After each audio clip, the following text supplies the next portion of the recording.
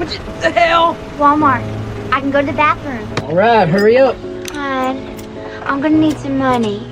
They gonna charge you to pay? I have to get some house shoes. All right, get you some house shoes. Get you some green polka dot house shoes.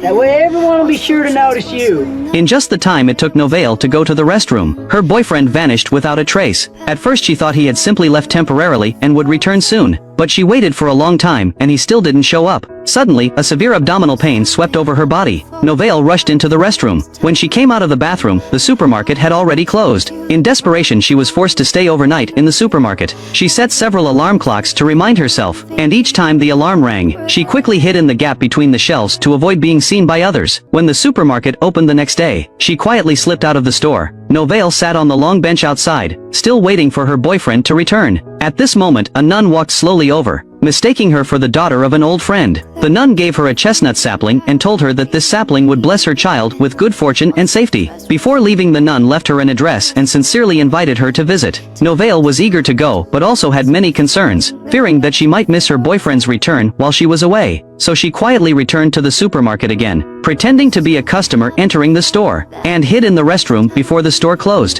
When the store was completely silent, she emerged from her hiding place, opened a parenting magazine, and studied each parenting skill carefully. When she was hungry, she took the snacks and milk from the store, carefully noted down each item she took, and secretly promised to return them all in the future. Soon Novelle noticed that the chestnut sapling she was given was wilting. She immediately went to the library, hoping to find a way to revive the tree. The librarian found several books on plants for her, but the content was so obscure that she couldn't understand it at all. Novelle took the dying sapling to visit the nun, apologizing with deep remorse. The nun didn't blame her at all, but warmly invited her to have lunch together. They sat at the table holding hands, praying together that Novelle's child would be born safely. At this moment, Novelle hoped that this was her final destination, but the night fell as expected, and she eventually had to return to the empty supermarket. A sharp and bone-chilling pain suddenly struck her at night, and she immediately realized that she was about to give birth. The intense pain knocked her down hard. Just as she was completely in despair, a figure suddenly appeared out of nowhere.